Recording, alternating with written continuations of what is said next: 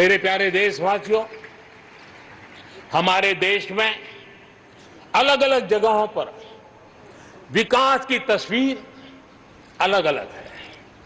कुछ क्षेत्र बहुत आगे हैं, कुछ क्षेत्र बहुत पीछे हैं। ये असंतुलन आत्मनिर्भर भारत के सामने एक महत्वपूर्ण चुनौती मैं मान सकता हूं। और इसलिए जैसा मैंने प्रारंभ में कहा, 110 आकांक्षी जिलों पर हम बल दे रहे हैं, उसको विकास की बराबरी लाना चाहते हैं। हम विकास के इकोसिस्टम बनाना, कनेक्टिविटी को सुधारना, ये हमारी प्राथमिकता है। अब आप देखिए, हिंदुस्तान का पश्चिमी भाग और हिंदुस्तान को मध्य से देखिए, हिंदुस्तान का पूर्वी भाग, पूर्वी उत्तर प्रदेश हो, बिहार हो, बंगाल हो, नॉर्थ ही हो, उड़ीसा हो, ये सारे हमारे क्षेत्र अपार संपदा है, प्राकृतिक संपदा के भंडार है। यहाँ के लोग सामर्थ्यवान है, शक्तिवान है, प्रतिभावान है, लेकिन अवसरों के अभाव में ये क्षेत्र हमारे असंतुलन रहा है। और इसलिए हमने अनेक नए कदम उठाए। ईस्टर्न डेडिकेटेड फ्रेट कॉरिडोर हो, पूर्व में गैस पाइपलाइन से जोड़ने की बात हो, नए रोड रेल का इंफ्रास्ट्रक्चर खड़ा करना हो, वहां नए पोर्ट बनाने हो, यानी एक प्रकार से पूरा डेवलपमेंट के लिए जो इंफ्रास्ट्रक्चर का खाका होना चाहिए, बड़ा होलिस्टिक तरीके से विकसित हम कर रहे हैं, ताकि हमारे क्षेत्र भी विकास की दिशा में। उसी प्रकार से लेह लद्दाख, करगिल, जम्मू कश्मीर, एक क्षेत्र, एक प्रकार से इस क्षेत्र को 1 वर्ष पूर्व 370 से आजादी मिल चुकी है। 1 साल पूरा हो चुका है। ये 1 साल जम्मू कश्मीर के एक नई विकास यात्रा का बड़ा महत्वपूर्ण पड़ाव है। ये 1 साल वहां महिलाओं को, दलितों को मूलभूत अधिकारों को देने वाला कालखंड रहा है। ये हमारे शरणार्थियों को गरिमापूर्ण जीवन का भी 1 साल रहा है। विकास का लाभ गांव और गरीब तक पहुंचाने के लिए बैक टू विलेजेस जैसे विशेष अभियान चलाए जा रहे हैं।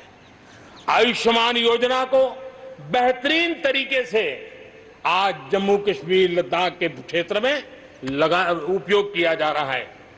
मेरे प्यारे देशवासियों, लोकतंत्र की मजबूती, लोकतंत्र की सच्ची ताकत हमारी चुनी हुई स्थानीय इकाइयों में है।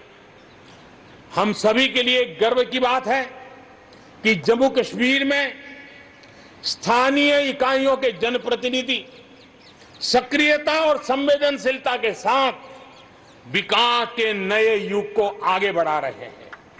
मैं उनके वहीं के सभी पंच सरपंचों को हृदय से बहुत बहुत बधाई देता हूं, विकास यात्रा में उनकी सक्रिय भागीदारी के लिए। जम्मू कश्मीर में डिलिमिटेशन की प्रक्रिया चल रही है। सुप्रीम कोर्ट के निवृत्त न्यायमूर्ति के नेतृत्व में डिलिमिटेशन का काम चल रहा है, और जल्दी से डिलिमिटेशन का काम पूरा होते ही भविष्य में वहां चुनाव हो, जम्मू कश्मीर के एमएलए हो, जम्मू कश्मीर के मंत्रीगण हो, जम्मू कश्मीर के मुख्यमंत्रीगण हो, नई ऊर्जा के साथ विकास के मार्ग पर आगे बढ़े, इसके लिए देश प्रतिबद्ध भी है और प्रयासरत भी है।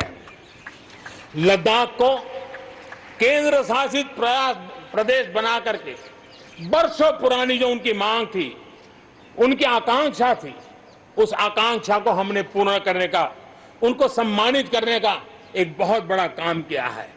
हिमालय की ऊंचाइयों में बसा लद्दाख विकास के नए शिखर की ओर आगे बढ़ रहा है। अब सेंट्रल यूनिवर्सिटी वहां पर बन रही है, नए रिसर्च सेंटर बन रहे हैं, होटल मैनेजमेंट के कोर्सेज वहां चल रहे हैं।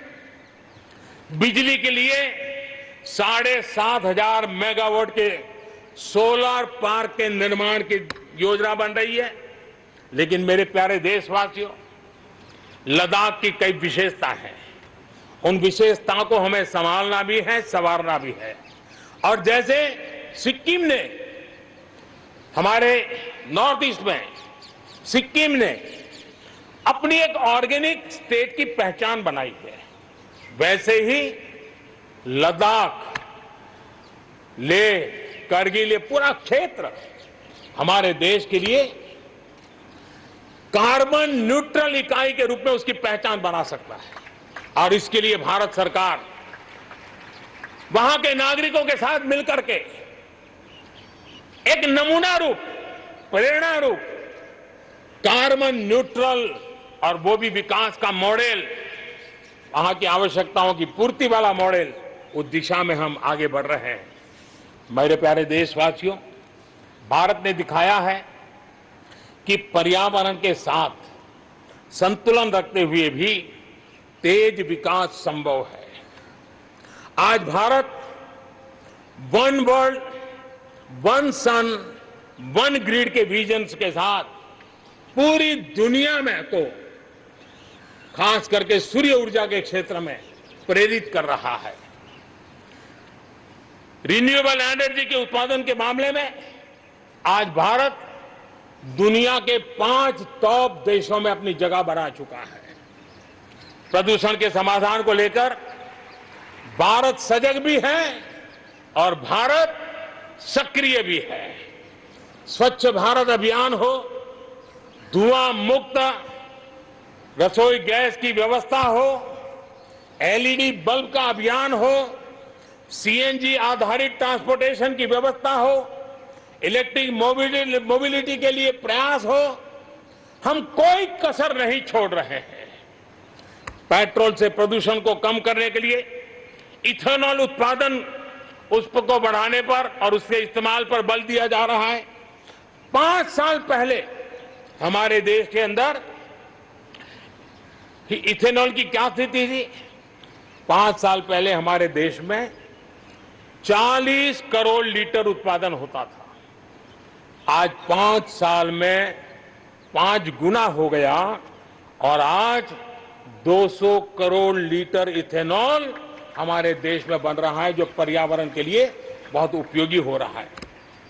मेरे प्यारे देशवासियों, देश के 100 शहरों में, चुने हुए 100 शहरों में प्रदूषण कम करने के लिए हम एक होलिस्टिक अप्रोच के साथ, एक इंटीग्रेटेड अप्रोच के साथ, एक जन भागीदारी के साथ आधुनिक टेक्नोलॉजी का उपयोग भरपूर करते हुए हम उसे प्रदूषण कम करने की दिशा में एक मिशन मोड में काम करने वाले हैं।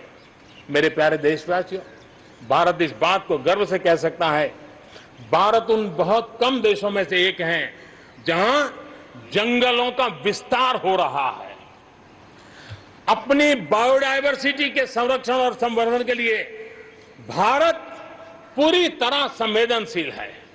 हम लोगों ने सफलतापूर्वक प्रोजेक्ट टाइगर, प्रोजेक्ट एलिफेंट हमने सफलतापूर्वक आगे बढ़ाया है। हमारे यहां टाइगर की आबादी बढ़ी है। अब आने वाले दिनों में एशियाटिक लायन, प्रोजेक्ट लायन की शुरुआत हो रही है और उसमें प्रोजेक्ट लायन भारतीय शहरों की रक्षा, सुरक्षा, आवश्यक इंफ्रास्ट्रक्चर और विशेष करके उनके लिए जो आवश्यक होता है स्पेशल प्रकार का हेल्थ इंफ्रास्ट्रक्चर, उस पर भी काम किया जाएगा और प्रोजेक्ट लाइन पर बल दिया जाएगा। साथ ही एक और काम को भी हम बढ़ावा देना चाहते हैं और वो है प्रोजेक्ट डॉल्फिन चलाया जाएगा।